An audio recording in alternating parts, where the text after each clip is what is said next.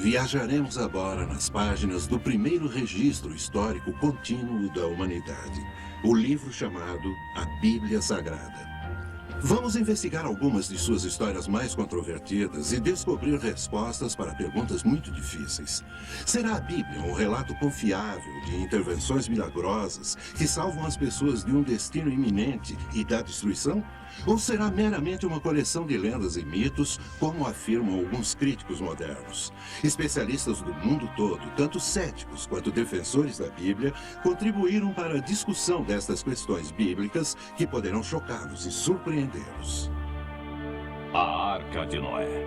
Houve uma inundação mundial? No topo de uma montanha na Turquia Oriental, escondido sob uma geleira, há um importante elo com o nosso passado distante. Relatórios dizem que é um barco de madeira de 5.000 anos de idade com estábulos e jaulas a bordo. A partir de testemunhos oculares, vocês descobrirão pela primeira vez a verdade por trás da antiga lenda da Arca de Noé. Vocês verão fotos incríveis e imagens de satélite nunca vistas que fornecem incríveis e novas provas sobre o mistério que reside no topo do Monte Ararat. Vocês ouvirão relatos fascinantes de testemunhas oculares de pessoas que viram e fotografaram o antigo barco. Esse programa nos dará informações excitantes que irão clarear essas questões que têm intrigado historiadores e cientistas por milhares de anos. As antigas lendas poderiam ser verdadeiras? Essa é a Arca de Noé? Houve um dilúvio universal que cobriu a Terra inteira, como a Bíblia afirma? E como teria sido para Noé e sua família enfrentar a maior catástrofe que o mundo conheceu? Realmente aconteceu um grande dilúvio universal? Nesse caso, de onde veio a água e para onde ela foi? Admitindo-se que os fósseis de plantas e animais podem provar que houve uma inundação global que destruiu a humanidade na época de Noé, não seria lógico admitir que haveriam artefatos humanos nas camadas sedimentares ou nos depósitos de carvão representando essa civilização pré-diluviana? Se não conseguimos achar tais artefatos, então essencialmente a história do dilúvio de Noé é pura ficção. Onde estão as evidências desses artefatos humanos? Nossa busca pela Arca de Noé não pretende ser uma missão religiosa. Acima de tudo, essa é uma busca arqueológica para determinar se este antigo mistério é verdade ou fábula. Enfim, nossa busca é para encontrar a própria Arca. A Arca é provavelmente o artefato religioso mais conhecido e mais debatido do mundo. Pesquisadores e estudiosos da Arca levantaram muitas perguntas sérias e controvertidas sobre sua possível descoberta. Os avistamentos relatados da Arca no Monte Ararat, na Turquia, são delírios de fanáticos religiosos? São talvez apenas relatos de testemunhas oculares inocentemente enganadas? Nesse caso, como explicar a madeira e os artefatos antigos encontrados no alto dessa montanha árida? Durante muitos anos, pensamos que as respostas finais a essas perguntas estavam perdidas no tempo. Mas agora, tecnologias científicas modernas e explorações arqueológicas estão começando a desvendar muitos dos segredos da história de Noé, há muito esquecidos. Algumas pessoas argumentam que a história da inundação global de Noé, assim como grande parte da Bíblia, não passa de antiga lenda com pouca base, na verdade. Mas quando cientistas e linguistas partiram em busca de fatos, surgiram achados surpreendentes. Charles Berlitz, autor de vários livros, incluindo O Barco Perdido de Noé, é um renomado linguista e tem estudado o relato do dilúvio de Noé detalhadamente. A história de Noé e do dilúvio são praticamente idênticas em todos os diferentes tipos de linguagens antigas, seja persa, babilônica, egípcia antiga, chinesa, sânscrito. A única coisa que muda, ocasionalmente, é o nome de Noé. Não apenas aparece na Bíblia cristã, mas também no Alcorão, a Bíblia do Islão. Lá é contada a história de Noé, ou Nu em árabe, que escapa do dilúvio em uma arca, com sua família. Esses relatos certamente ajudam a apoiar a lenda de Noé, mas existe alguma evidência arqueológica que fundamente essas histórias? O relato do dilúvio é encontrado em tabuletas cuneiformes babilônicas, acadianas e sumerianas que agora se encontram no Museu Britânico. Elas datam aproximadamente 700 anos antes de Cristo, mas existem relatos mais antigos do dilúvio encontrados em caracteres individuais chineses. Esses caracteres chineses datam de muito tempo. Encontramos as formas mais antigas de caracteres chineses em vasos de bronze. São vasos cerimoniais e a escrita se encontra dentro dos vasos. E a escrita leva o nome de escrita de bronze. Esses vasos de bronze datam da época da dinastia Shang, cerca de 1700 antes de Cristo, apenas 600 anos depois do dilúvio. Um estudo das tradições universais e dilúvios revela que há mais de 200 relatos. Também descobriu-se que essas tradições são universais em sua distribuição e têm muitos elementos em comum. Encontramos evidências históricas tanto de Noé quanto do dilúvio. 272 menções, para ser exato, em todas as civilizações e culturas do mundo, incluindo as culturas astecas e incas que os espanhóis encontraram no Novo Mundo. Apesar de todos os antigos relatos reportados, a maioria das pessoas pelo mundo achava que a história da Arca era apenas uma velha lenda. Parte do problema era que havia apenas um relato escrito amplamente conhecido sobre a Arca de Noé, a Bíblia Sagrada. A credibilidade da história de Noé foi fortalecida a partir de uma fonte improvável, de uma maneira totalmente acidental, por esse homem. Em meados de 1800, George Smith, um gravador profissional, costumava passar suas horas de almoço no Museu Britânico. Eu não era um arqueólogo formado, mas tinha uma enorme fascinação por coisas de natureza histórica. Meu interesse especial era para com artefatos da antiga Assíria, apesar de nunca ter estado nessa parte do mundo. Eu tinha lido intensamente tudo disponível a respeito das culturas do Oriente Médio e estava totalmente cativado pelo assunto. Como frequentador assíduo, Smith havia ficado amigo do diretor do museu, que se impressionou com a inteligência e o entusiasmo desse homem. Foi oferecido a Smith um trabalho especial. Era preciso alguém que juntasse algumas das 25.000 tabuletas cuneiformes de argila desenterradas na antiga cidade de Nínive, datando do 6º século antes de Cristo. Os 10 anos seguintes de minha vida foram passados juntando essas antigas tabuletas de argila. Mas era mais do que um complicado quebra-cabeças. As inscrições daquelas tabuletas que eu traduzi provocaram um profundo efeito no mundo da arqueologia. Em 1872, após uma década de trabalho, Smith se deparou com um relato de um barco que sobreviveu a um grande dilúvio e repousou em uma montanha. De uma pomba que foi enviada e que não encontrou um lugar para pousar. A história contada nessas tabuletas, conhecida como Épico de Gilgamesh, coincidia exatamente com a história de Noé na Bíblia, sugerindo que o relato bíblico era bem mais do que uma ficção lendária. Os achados surpreendentes de Smith suscitaram muita curiosidade científica e reacenderam um enorme interesse público a respeito da Arca e sua possível descoberta.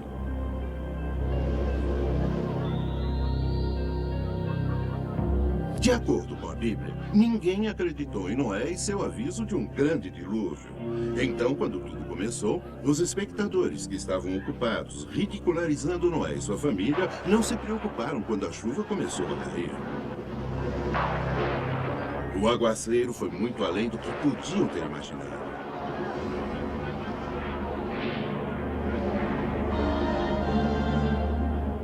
O desprezo foi esquecido e a preocupação se transformou em medo.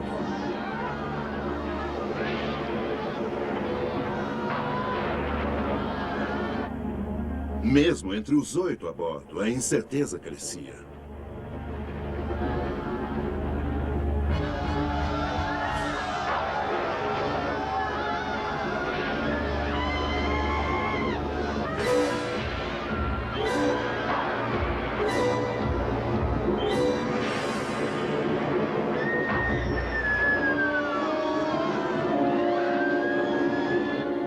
Por ser o tipo de homem que era, Noé se compadeceu deles, mas sabia que não havia outra escolha, a não ser seguir as ordens de Deus.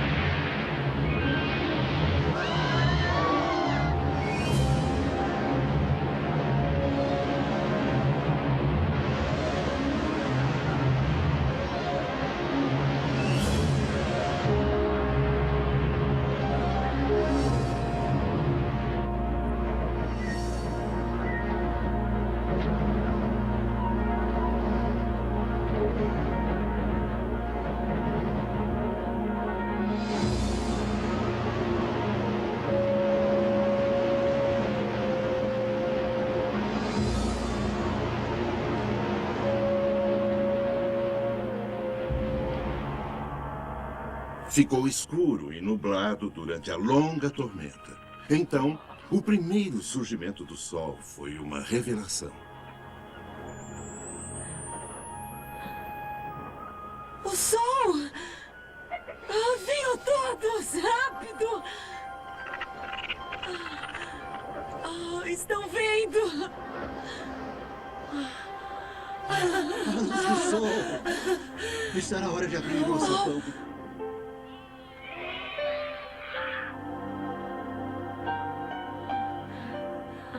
Finalmente.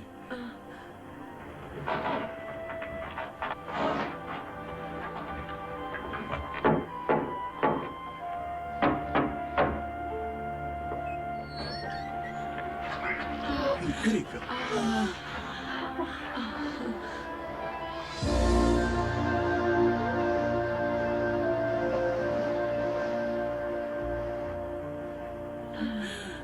Então, podemos sair logo da arca? Não, ainda não. O Senhor revelará os seus planos quando chegar a hora. De fato, eles continuariam a flutuar na arca por mais 7 meses. Havia apenas 8 passageiros humanos a bordo da arca, mas havia milhares de animais para serem alimentados e cuidados durante os muitos meses no mar. Parece uma tarefa quase impossível. Poderia ter sido feita. Dentro da arca, é de se esperar que fosse muito escuro, principalmente por causa da tempestade. Sob tais condições, os animais da arca provavelmente comeriam menos, dormiriam mais e, em muitos casos, seria de se esperar que hibernassem. Combine essa quietude com falta de alimentação, sono, escuridão. Tudo isso se juntaria de modo que a família de Noé seria mais do que adequada para cuidar dos animais até por um ano.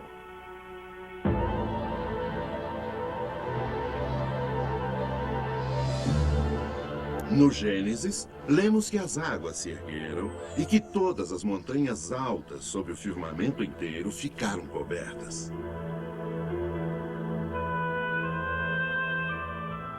As inundações são um fenômeno natural da natureza. Poucas partes do mundo estão livres de seus efeitos devastadores, mas o relato bíblico do dilúvio de Noé fala a respeito de um grande desastre universal, um dilúvio global requerendo bilhões e bilhões de metros cúbicos de água. Podemos achar alguma prova de que realmente aconteceu? Inundações grandes e pequenas são parte integrante da natureza deste planeta. Existem muitas indicações de inundações na antiguidade, mas pessoalmente questiono uma única e poderosa inundação cobrindo a Terra inteira com água durante 150 dias. Existem muitas evidências de uma catastrófica inundação universal.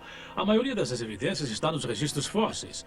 Fósseis de animais e peixes no mundo todo foram encontrados enterrados em posições de natação, repentina e catastroficamente preservados em um dado momento.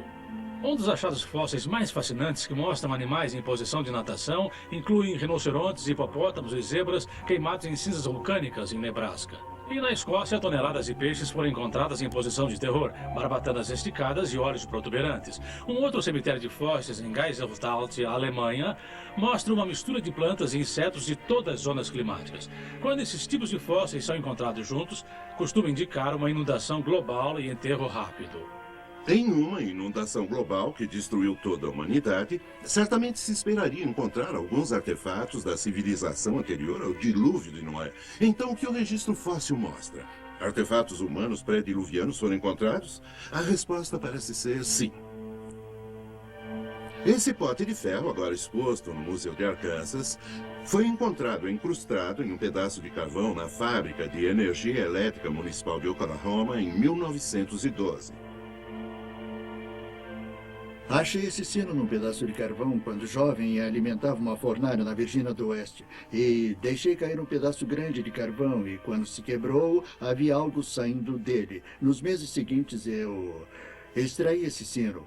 O sino mede aproximadamente 18 centímetros. Tem um deus pagão em cima e um badalo de ferro. E o sino funciona muito bem. Com o tempo, eu descobri que é feito de latão e bronze, mas arsênico, sódio e antimônio, que não são encontrados em ligas que temos nos Estados Unidos hoje. Historicamente, esse sino cerimonial pagão é muito bem descrito no relato do Gênesis encontrado em 4:22, que diz que Tubal-Caim era um artífice de latão e ferro. Portanto, isso provavelmente é um objeto de uma civilização pré-diluviana e poderia ter sido levado pelo dilúvio de Noé até o carvão. Esse antigo martelo manufaturado foi originalmente encontrado em junho de 1934 no Texas Central, perto da elevação Uplift. Eu levei esse artefato ao laboratório TEL em Columbus, Ohio, o mesmo laboratório que analisou as pedras da Lua. A análise dos elementos mostra que é 96,6% ferro, 0,74% enxofre e 2,6% cloro. Os físicos nos dizem que, sob as condições atmosféricas de hoje, não se pode combinar cloro com ferro metálico e, no entanto, aí está. Pesquisas indicam que a atmosfera pré-diluviana é a única explicação plausível para o forjamento dessa liga metálica. Devido às condições pré-diluvianas da época de Noé, esse martelo foi forjado na geração de Tubal-Caim e Noé e depositado no dilúvio universal da época de Noé. E quanto ao próprio Monte Ararat, onde a Bíblia afirma que a arca pousou?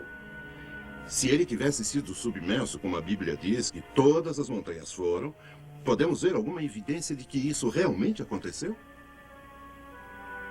Notei duas coisas em particular no Monte Ararat, de um ponto de vista geológico, que indica que essa montanha vulcânica de 5.200 metros esteve embaixo d'água. Primeiro é a ocorrência em cima do Monte Ararat chamada de almofada de lava. A almofada de lava é uma formação particular que ocorre quando a lava fundida emerge da terra abaixo d'água. Isso indica que a montanha esteve embaixo d'água. Em segundo lugar, encontramos cristais de sal no Monte Ararat que só poderiam ter se formado embaixo d'água. Esses cristais de sal, encontrados na elevação de 4.300 metros, indicam que pelo menos até a linha de gelo e neve permanentes, essa montanha esteve embaixo d'água. Então, as evidências se somam, indicando que provavelmente houve de fato uma inundação universal.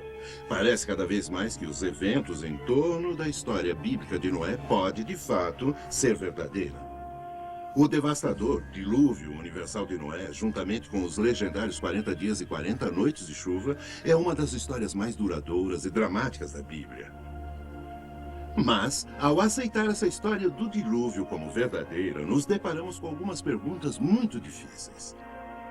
De onde veio toda aquela água? Como ela subiu e cobriu toda a massa de terra? E depois do dilúvio, para onde ela foi?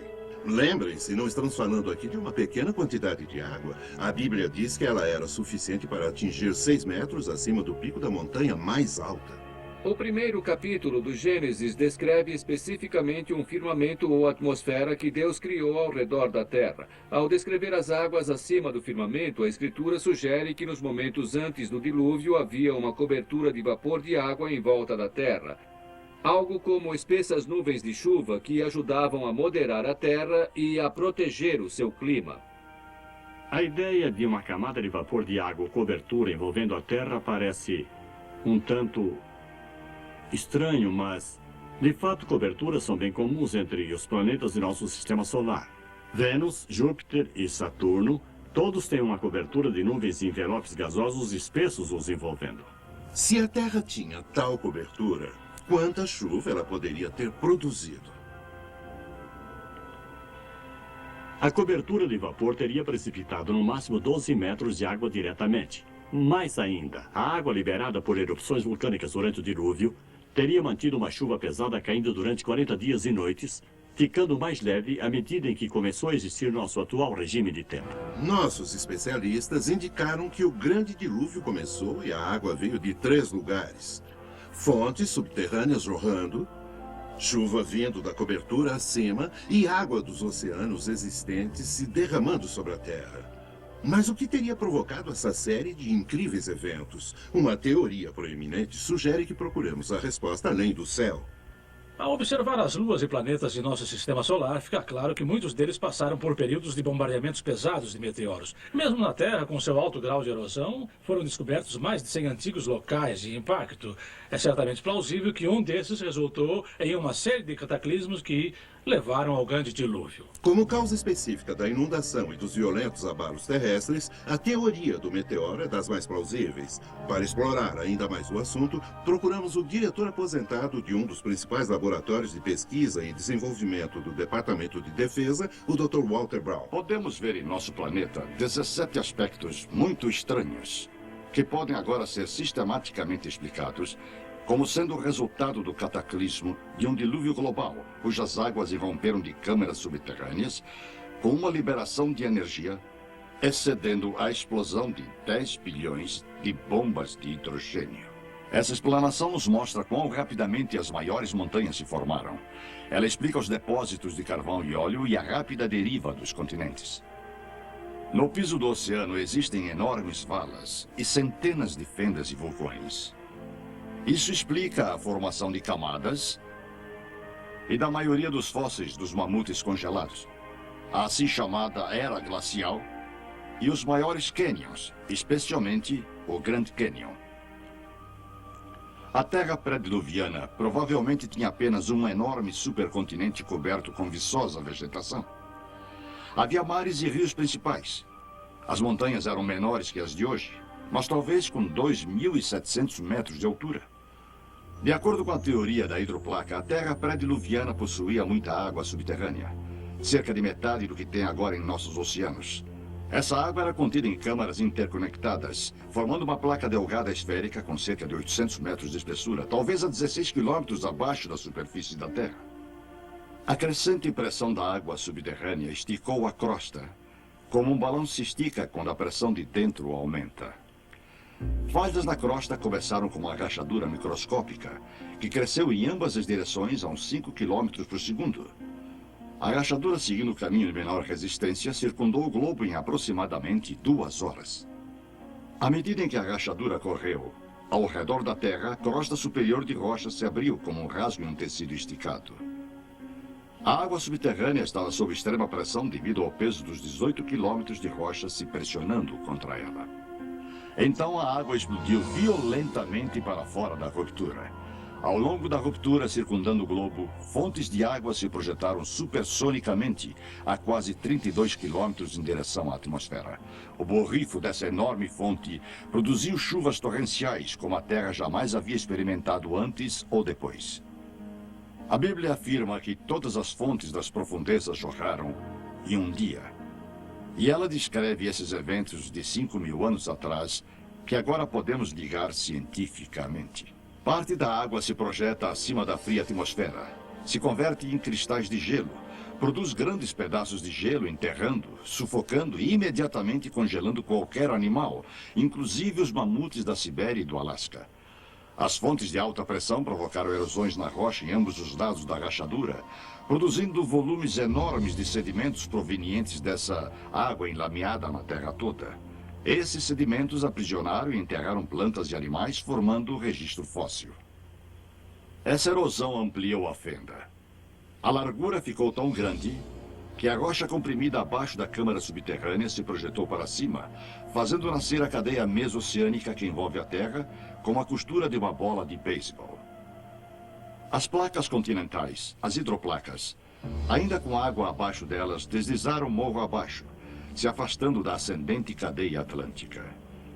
Depois das placas continentais, em lenta aceleração, terem alcançado a velocidade de 72 km por hora, encontraram resistências, se comprimiram e enrugaram. A porção de hidroplaca que enrugou para baixo formou as fossas oceânicas e as que enrugaram para cima formaram as montanhas. É por isso que as maiores cadeias de montanhas são paralelas às cadeias oceânicas, das quais deslizaram. As hidroplacas, ao deslizarem das cadeias oceânicas, abriram bacias oceânicas muito profundas, para dentro das quais as águas do dilúvio se retraíram. Nos continentes, cada depressão ou bacia ficou com água até a borda, produzindo lagos pós-diluvianos. A demonstração da maciça catástrofe mundial da antiguidade que acabaram de testemunhar apoia a história bíblica do dilúvio em todos os detalhes.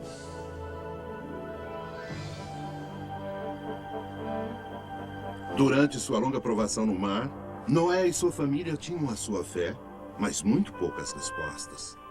Quanto tempo iria durar a inundação? Encontrariam terra antes de ficarem sem comida para si e para os animais? Se tiver terra lá fora, ela encontrará. Primeiro, Noé enviou um corvo para ver se havia terra seca em algum lugar. Mas o corvo apenas voou por ali, provavelmente se alimentando de fragmentos flutuantes.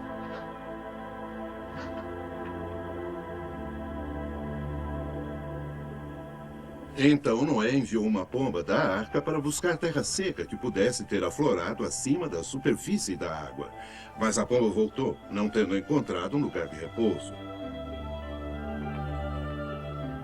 Mais tarde, a pomba foi enviada novamente. Dessa vez, ela voltou segurando um ramo de oliva em seu bico, indicando que a água do dilúvio tinha baixado.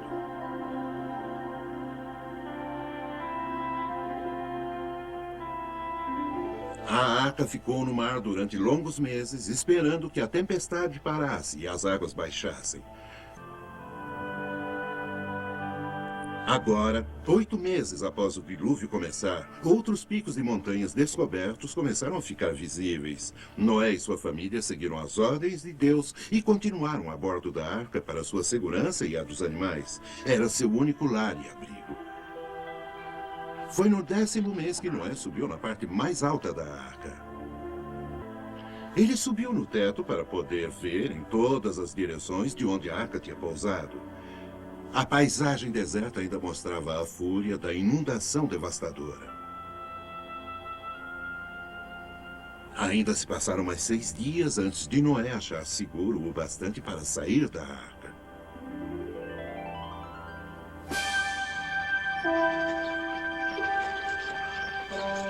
Ao todo, Noé e sua família ficaram a bordo da arca durante 365 dias.